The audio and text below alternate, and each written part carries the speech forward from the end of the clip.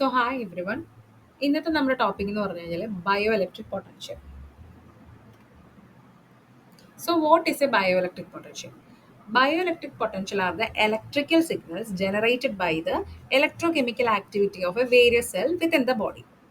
അതായത് നമ്മുടെ ബോഡിയിലുള്ള സെൽസിൽ electrochemical activity ഉണ്ടാവും. ഈ ഇലക്ട്രോകെമിക്കൽ ആക്ടിവിറ്റി മൂലം ഇലക്ട്രിക്കൽ സിഗ്നൽസ് ജനറേറ്റ് ആകും. സോ അതിനെയാണ് ബയോ ഇലക്ട്രിക് പൊട്ടൻഷ്യൽ എന്ന് പറയുന്നത്. സോ സിമ്പിളായിട്ട് പറയുകയാണെങ്കിൽ നമ്മുടെ ബോഡി സെൽസ് സ്റ്റിമുലേറ്റ് ആകുമ്പോഴാണ് ഈ ബയോ ഇലക്ട്രിക് പൊട്ടൻഷ്യൽ ഉണ്ടാകുന്നത്, പ്രൊഡ്യൂസ് ആവുന്നത്. സോ ഇതിൻ്റെ sources of bio electric potential. The system in the human body generate their own monitoring signals when they carry out their functions. അതായത് സെല്ലിൽ നമുക്കറിയാം, സെല്ലിൽ ഒരുപാട് ഫങ്ഷൻസ് നടക്കുന്നുണ്ട്. സോ ഈ ഫങ്ഷൻസ് നടക്കുന്ന സമയത്ത് മോണിറ്ററിങ് അല്ലെങ്കിൽ എന്താ പറയുക, ഇലക്ട്രിക് സിഗ്നൽസ് പ്രൊഡ്യൂസ് ആകും. ഈ ഇലക്ട്രിക് സിഗ്നൽസ് പ്രൊഡ്യൂസ് ആകുമ്പോഴാണ് നമുക്ക് ബയോ ഇലക്ട്രിക് പൊട്ടൻഷ്യൽ വരുന്നത്. അങ്ങനെയാണ് നമ്മൾ മെഷർ ചെയ്യുന്നത് ഇത്. ഓക്കെ, അതായത് ഒരു ലീവിങ് ഓർഗാനിസത്തിൽ എന്താണ്, കുറേ ബയോളജിക്കൽ പ്രോസസ്സാണ് അല്ലേ. കുറേ ബയോളജിക്കൽ പ്രോസസ്സ് നടക്കുമ്പോൾ ഈ സിഗ്നൽസ്, അതായത് ഇലക്ട്രിക് സിഗ്നൽസ് ജനറേറ്റ് ആകും. ഇതിനെയാണ് ബയോ ഇലക്ട്രിക് പൊട്ടൻഷ്യൽ എന്ന് പറയുന്നത്. ഇനി ഈ സിഗ്നൽസ് എന്ന് പറഞ്ഞാൽ ദേ provide useful information about their function. അതായത് ഈ സെൽസിൻ്റെ ഫങ്ഷൻ എങ്ങനെ ആയിരിക്കും എന്ന് അറിയാൻ കൂടി വേണ്ടിയിട്ടാണ് ഈ സിഗ്നൽസ് നമുക്ക് യൂസ്ഫുൾ ആവുന്നത്. Okay, these signals are bioelectric potential associated with the nerve conduction, brain activity, heartbeat, muscle activity. അതായത് ഇപ്പോൾ ഈ പറഞ്ഞ സിഗ്നൽസ് ഞാൻ പറഞ്ഞു, നമ്മുടെ സെൽസിൻ്റെ ഫങ്ഷൻ എങ്ങനെയാണെന്നും കൂടി അറിയാനായിട്ട് നമുക്ക് ഹെൽപ്പ് ചെയ്യാൻ പറ്റുന്നതാണ് ഈ ഇലക്ട്രിക് സിഗ്നൽസ് എന്ന് പറയുന്നത്. സോ ഇത് റിലേറ്റ് ചെയ്തിരിക്കുന്ന പിന്നെ നെർവ് സെല്ല്, ബ്രെയിൻ സെല്ല് അല്ലെങ്കിൽ ഹാർട്ട് സെല്ല്, ഇതുമായിട്ട് റിലേറ്റ് ചെയ്തായിരിക്കും നമുക്ക് കിട്ടുന്നത്. അതായത് നമ്മുടെ ബോഡിയിൽ അല്ലെങ്കിൽ നമ്മുടെ ഹ്യൂമൻ ബോഡിയിൽ പലതരം ബയോളജിക്കൽ പ്രോസസ് നടക്കുന്ന പറഞ്ഞു. സോ ഇപ്പോൾ ഈ പറഞ്ഞ പോലെ സെൽസ് ഇല്ലേ, നമ്മുടെ നെർവ് സെല്ല് അല്ലെങ്കിൽ ഹാർട്ട് സെല്ല്, ബ്രെയിൻ സെല്ല്, ഇതിലെല്ലാം ഒരു കെമിക്കൽ ആക്ടിവിറ്റി നടക്കും. സോ അവിടെ ഒരു അയണിക് വോൾട്ടേജ് പ്രൊഡ്യൂസ് ആകും. ആ അയണിക് വോൾട്ടേജ് പ്രൊഡ്യൂസ് ആകുമ്പോഴാണ് നമുക്ക് ബയോ ഇലക്ട്രിക് പൊട്ടൻഷ്യൽ അവിടെ വരുന്നതും നമുക്ക് മെഷർ ചെയ്യാൻ പറ്റുന്നതും. സോ ഇവിടെ നടക്കുന്ന എന്താണെന്ന് വെച്ച് കഴിഞ്ഞാൽ, നമ്മുടെ സെല്ലിൽ ഈ ഫങ്ഷൻസ് അല്ലെങ്കിൽ ബയോളജിക്കൽ പ്രോസസ്സ് നടക്കുന്ന സമയത്ത് അല്ലെങ്കിൽ സെല്ല് എക്സൈറ്റഡ് ആകുന്ന സമയത്ത് സെല്ലിന് അകത്തും പുറത്തുമായിട്ടുള്ള അയൺസ്, അതിൻ്റെ കോൺസെൻട്രേഷനിൽ ഒരു ഡിഫറൻസ് വരും. അവിടെ അപ്പോൾ എന്താ, ഒരു ഇലക്ട്രിക് സിഗ്നൽസ് ജനറേറ്റ് ആകും. അതിനെയാണ് ബയോ ഇലക്ട്രിക് പൊട്ടൻഷ്യൽസ് എന്ന് പറയുന്നത്. ഓക്കെ, അതായത് ഇപ്പം സർട്ടൻ ടൈപ്പ് ഓഫ് സെൽസ്, അതായത് നെർവ് സെല്ല്, മസിൽ സെല്ല്, അതിനൊക്കെ എന്താ നമുക്കറിയാം, ഒരു സെല്ലിന് ഒരു മെംബ്രെയിൻ കാണും, സെൽ മെംബ്രെയിൻ കാണും. Okay, that is in semi permeable nature. Semi permeable എന്താണെന്ന് വെച്ച് കഴിഞ്ഞാൽ, സിമ്പിളായിട്ട് പറയുകയാണെങ്കിൽ ഈ സെൽ മെംബ്രെയിൻ എന്താ പറയുക, ചില സാധനങ്ങൾ അകത്തേക്ക് കടത്തിവിടും, ചില സാധനം അകത്തേക്ക് കടത്തിവിടാതെ പുറത്ത് ബ്ലോക്ക് ചെയ്ത് വയ്ക്കും. സോ അതാണ് ഈ സെമി പെർമിയബിൾ എന്ന് ഉദ്ദേശിക്കുന്നത്. ഓക്കെ, ആൻഡ് ഈ സെല്ലിന് ചുറ്റും എന്താണ്, ചുറ്റും ഫ്ലൂയിഡ് ഉണ്ടാകും. അതിനെയാണ് നമ്മൾ ബോഡി ഫ്ലൂയിഡ്സ് എന്ന് പറയുന്നത്. ഈ ബോഡി ഫ്ലൂയിഡ്സ് എന്ന് പറഞ്ഞാൽ എന്താണെന്ന് വെച്ച് കഴിഞ്ഞാൽ, ഇതിൽ ചാർജ്ഡ് ആയിട്ടുള്ള ആറ്റംസ് ഉണ്ടാകും. അതിനെയാണ് നമ്മൾ അയൺ എന്ന് വിളിക്കുന്നത്. So presence of these ions, ഈ അയൺസ് ഉള്ളതുകൊണ്ട്, ഈ ഫ്ലൂയിഡിലുള്ളത് കൊണ്ട് ഈ ഫ്ലൂയിഡ് ഒരു കണ്ടക്റ്റീവ് സൊല്യൂഷനായിട്ട് ആക്ട് ചെയ്യും. സോ ഇതാണ് ബേസിക് ആയിട്ട് ഇതിനകത്ത് പറയുന്നത്.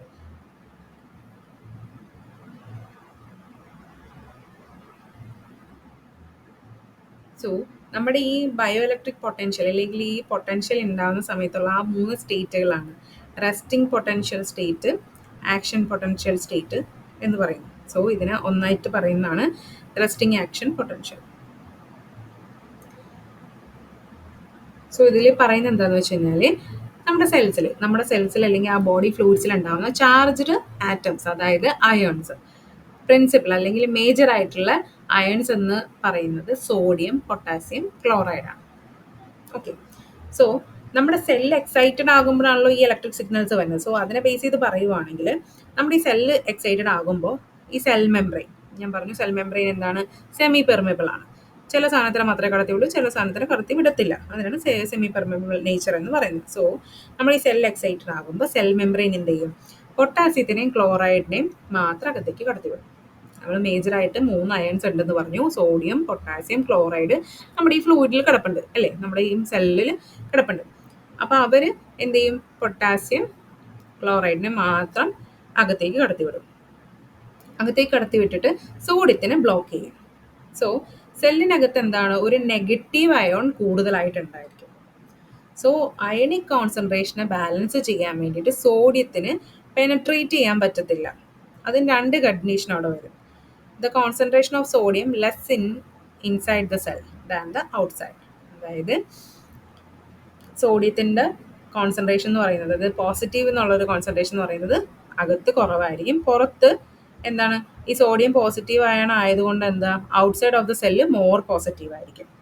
സോ സെക്കൻഡ് കണ്ടീഷൻ എന്ന് പറയുന്നത് in a attempt to balance the charge, അതായത് ഈ ഇലക്ട്രിക് ചാർജിനെ ബാലൻസ് ചെയ്യാൻ വേണ്ടിയിട്ട് ഈ സമയത്ത് അഡീഷണൽ ആയിട്ട് പൊട്ടാസ്യം പുറത്ത്, അതായത് പുറത്തുള്ള പൊട്ടാസ്യം എന്ത് ചെയ്യും, സെല്ലിലേക്ക് പിന്നെയും എൻ്റർ ചെയ്യും.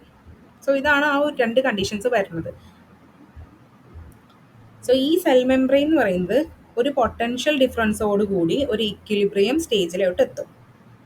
അതായത് ഇപ്പം ഞാൻ പറഞ്ഞു, നമ്മുടെ ഈ അയൺസ് മൂവ് ചെയ്ത കാര്യം പറഞ്ഞു.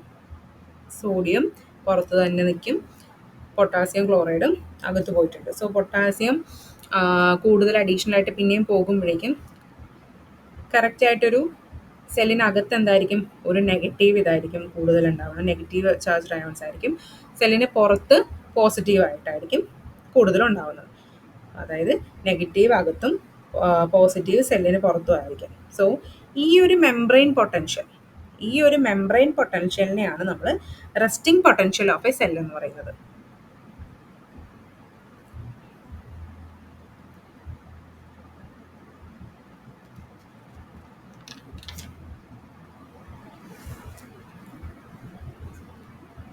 അതായത് നെക്സ്റ്റ് ഒരു പോയിന്റ് പറയുവാണെങ്കിൽ, ഒരു സെൽ മെംബ്രെയിൻ പൊട്ടൻഷ്യലിനെ മെഷർ ചെയ്യാൻ പറ്റുന്നത് എപ്പോഴായിരിക്കും, ഈ സെല്ലിനകത്ത് വെച്ചിട്ടായിരിക്കും അല്ലേ, with respect to the body fluids. അതായത് ഈ ബോഡി ഫ്ലൂയിഡ്സിൽ എന്താണോ നടക്കുന്നത്, അല്ലെങ്കിൽ ആ സെൽ മെംബ്രെയിനിൽ എന്താണോ നടക്കുന്നത്, അതനുസരിച്ചിട്ടായിരിക്കും നമുക്ക് ഈ സെൽ മെംബ്രെയിൻ പൊട്ടൻഷ്യലിനെ മെഷർ ചെയ്യാനായിട്ട് പറ്റുന്നത്.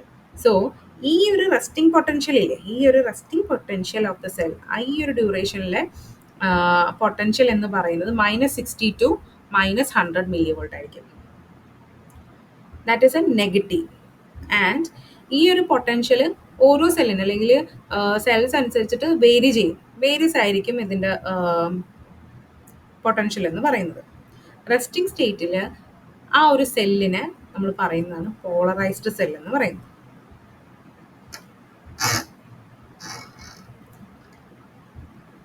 സോ ഈ ഒരു പ്രോസസ്സിനെയാണ് നമ്മൾ പോളറൈസേഷൻ എന്ന് പറയുന്നത്.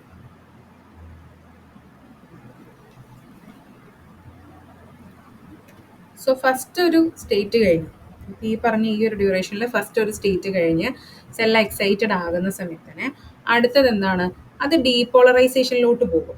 ഈ ഒരു സ്റ്റേറ്റ് എത്തുന്നത് എന്താണെന്ന് വെച്ച് കഴിഞ്ഞാൽ, ഈ സെൽ എക്സൈറ്റ് ആകുമ്പോൾ തന്നെ എന്താ സംഭവിക്കുന്നതെന്ന് വെച്ച് കഴിഞ്ഞാൽ, ഈ ഒരു സെൽ മെംബ്രെയിൻ്റെ ഫുൾ ക്യാരക്ടറിസ്റ്റിക്സ് മാറും.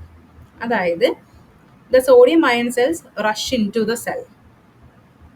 അതായത് റെസ്റ്റിംഗ് സ്റ്റേറ്റിൽ എങ്ങനെയായിരുന്നു, സോഡിയം പുറത്തും പൊട്ടാസ്യം അകത്തുമായിരുന്നു. ഓക്കെ.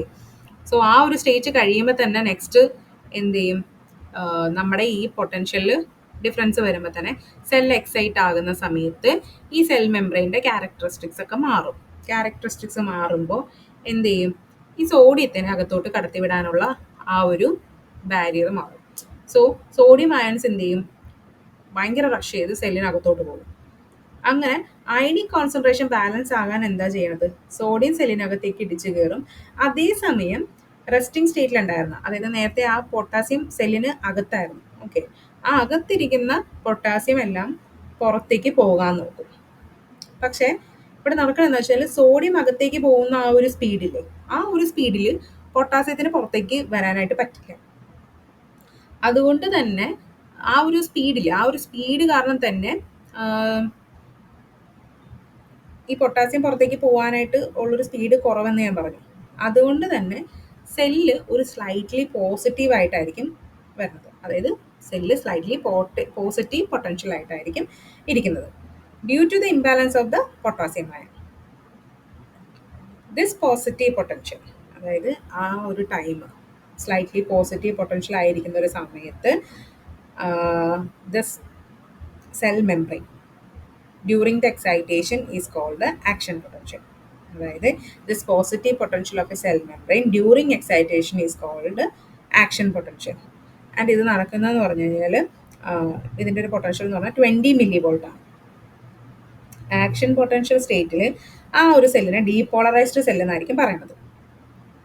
സോ ഈ ഒരു പ്രോസസ്സ്, അതായത് changing from the resting state to the action potential is called depolarisation.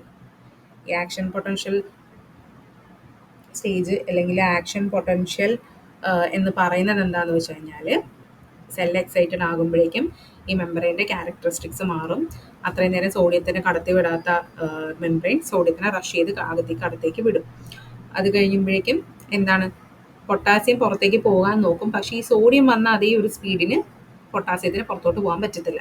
അപ്പോൾ അവിടെ ഒരു സെല്ലിൽ എന്തായിരിക്കും, ഒരു സ്ലൈറ്റ്ലി പോസിറ്റീവ് ആയിട്ടുള്ള ഒരു പൊട്ടൻഷ്യൽ ആയിരിക്കും ഉണ്ടാവും. ആ ഒരു പോസിറ്റീവ് പൊട്ടൻഷ്യലിന്, ആ സെൽ മെംബ്രെയിനിലുള്ള ആ ഒരു പോസിറ്റീവ് പൊട്ടൻഷ്യലിനെയാണ് നമ്മൾ ആക്ഷൻ പൊട്ടൻഷ്യൽ എന്ന് പറയുന്നത്.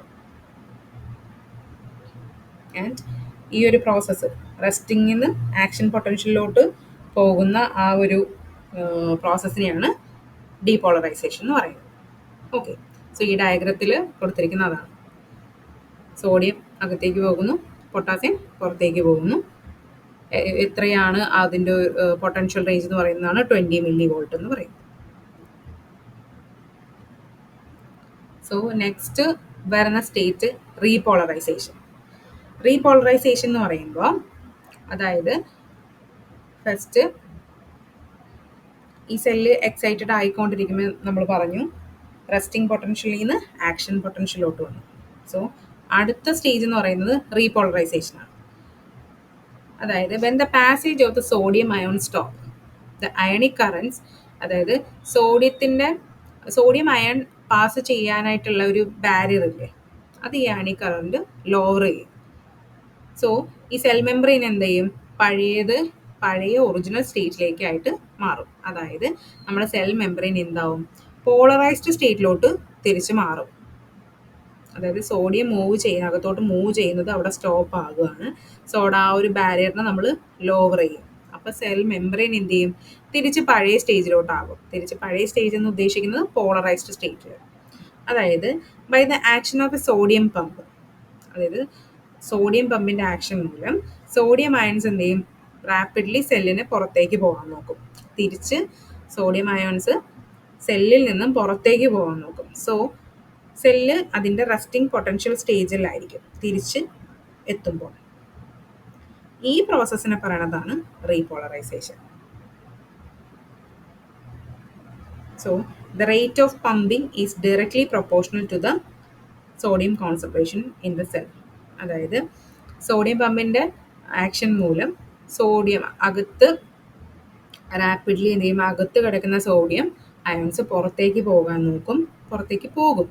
സോ സെല്ലെന്താവും, തിരിച്ച് പോളറൈസ്ഡ് സ്റ്റേറ്റിൽ വരും. അതായത് റെസ്റ്റിംഗ് പൊട്ടൻഷ്യൽ സ്റ്റേജിലോട്ട് വരും. അതിനെയാണ് നമ്മൾ റീപോളറൈസേഷൻ എന്ന് പറയുന്നത്. ഇനി എത്രത്തോളം സോഡിയത്തിൻ്റെ കോൺസെൻട്രേഷൻ ആ സെല്ലിലുണ്ടോ അതേ സെയിം അല്ലെങ്കിൽ അത് ഡയറക്ട്ലി പ്രൊപ്പോർഷണൽ ആയിരിക്കും ഈ സോഡിയം പമ്പിൻ്റെ റേറ്റ് എന്ന് പറയുന്നത്. സോ ഇതാണ് ആ ഒരു റെസ്റ്റിംഗ് ആക്ഷൻ പൊട്ടൻഷ്യലിൻ്റെ ഗ്രാഫ് എന്ന് പറയുന്നത്. ഓക്കെ, ഈ പറയുന്ന ഫസ്റ്റ് റെസ്റ്റിംഗ് പൊട്ടൻഷ്യലിൽ നിന്ന് നേരെ ആക്ഷൻ പൊട്ടൻഷ്യലിലേക്ക് പോകുന്നു. ആക്ഷൻ പൊട്ടൻഷ്യലിൽ നിന്ന് തിരിച്ച് നേരെ റെസ്റ്റിംഗ് പൊട്ടൻഷ്യലിലേക്ക് വരുന്നു. സോ ഈ പ്രോസസ്സ് വരുന്നതാണ് അതിൻ്റെ ഇടയിൽ ഡീപോളറൈസേഷനും. അതിൻ്റെ പീക്ക് എത്തുമ്പോഴാണ് അത് ആക്ഷൻ പൊട്ടൻഷ്യലിലോട്ട് ആവണം. ആ ആക്ഷൻ പൊട്ടൻഷ്യലിൽ നിന്ന് നേരെ റെസ്റ്റിംഗ് പൊട്ടൻഷ്യലിലോട്ട് വരാൻ വേണ്ടിയിട്ടാണ് റീപോളറൈസേഷൻ നടക്കുന്നത്. സോ ഇത് നടക്കുന്ന ആ മില്ലി റേഞ്ചും അതിനകത്ത് കാണിക്കുന്നുണ്ട്. എത്ര മില്ലി വോൾട്ടാണ് നമ്മൾ പറഞ്ഞു, ഓരോ വരുന്ന പൊട്ടൻഷ്യൽ എത്രയായിരിക്കും എന്നുള്ളത് പറഞ്ഞിട്ടുണ്ട്. റെസ്റ്റിംഗ് പൊട്ടൻഷ്യൽ എങ്ങനെയായിരിക്കും വരുന്നത്, -60 to 100 മില്ലി വോൾട്ട്. അതുപോലെ ആക്ഷൻ പൊട്ടൻഷ്യൽ എത്തിക്കഴിയുമ്പോഴേക്കും പീക്കിലെത്തുമ്പോൾ 20 മില്ലി വോൾട്ടിലായിരിക്കും അവിടുത്തെ പൊട്ടൻഷ്യൽ നടക്കുന്നത്. സോ ഇതാണ് ഒരു ബേസിക് ആയിട്ടുള്ള ഒരു ആ മെഷർമെൻ്റ് ഗ്രാഫ് എന്ന് പറയുന്നത്. So generally in nerve cell, muscle cell, repolarisation rapid ആയിട്ട് നടക്കും. Okay, after the depolarisation. അതായത് ഇപ്പം നമ്മുടെ നെർവ് സെല്ലും മസിൽ സെൽസിലും ഡീപോളറൈസേഷൻ നടന്നു കഴിഞ്ഞാൽ റീപോളറൈസേഷൻ ഭയങ്കര ഫാസ്റ്റായിട്ട് നടക്കും. അത് തിരിച്ച് റെസ്റ്റിംഗ് പൊട്ടൻഷ്യലോട്ട് പെട്ടെന്ന് വരും. അതായത് 1 millisecond തന്നെ ഈ ടോട്ടൽ ഡ്യൂറേഷനിൽ ഇത് മൊത്തം നടക്കും. പക്ഷേ നമ്മുടെ ഹാർട്ട് മസിൽസില്ലേ, ഹാർട്ടിലെ സെൽസും ഹാർട്ട് മസിൽസ് എന്നൊക്കെ പറയുന്നത് ഈ ആക്ഷൻ പൊട്ടൻഷ്യൽ നടക്കുന്നത് ഏകദേശം ഒരു 150 to 300 millisecondsലായിരിക്കും. ഓക്കെ, ഈ ഒരു ഡ്യൂറേഷനിലായിരിക്കും നമ്മുടെ ഹാർട്ട് മസിൽസിലൊക്കെ ആക്ഷൻ പൊട്ടൻഷ്യൽ നടക്കുന്നത്. So for the heart muscles repolarisation ഭയങ്കര സ്ലോ ആയിട്ടായിരിക്കും നടക്കുന്നത്. സോ അതാണ് ജനറലി പറയാനായിട്ടുള്ളത്. പ്രൊപ്പഗേഷൻ ഓഫ് ആക്ഷൻ പൊട്ടൻഷ്യൽ ഞാൻ പറഞ്ഞു. ജനറലി നമ്മുടെ നെർവ് സെൽസ്, മസിൽ സെൽസ്, അല്ലെങ്കിൽ എന്താ പറയുക, എക്സൈറ്റഡ് ആയിട്ടുള്ള സെൽസ്, നമ്മുടെ ബോഡിയിലുള്ള എക്സൈറ്റഡ് ആയിട്ടുള്ള സെൽസ് എന്ത് ചെയ്യും, ഈ സെൽ എക്സൈറ്റ് ആകുമ്പോഴേക്കും നൈബറിങ് അല്ലെങ്കിൽ അഡ്ജസൻ സെൽസിനെ എല്ലാം എക്സൈറ്റഡ് ആക്കും. ഓക്കെ, സോ ആ സമയത്ത് നമ്മുടെ ഈ പറഞ്ഞ പോലെ ഇലക്ട്രിക്കൽ ആക്ടിവിറ്റി നടക്കുമ്പോൾ ഈ അഡ്ജസൻ സെൽസിൽ എല്ലാത്തിലും നടക്കും. So, the rate at which action potential moves down a fiber or its propagate from cell to cell is called propagation rate.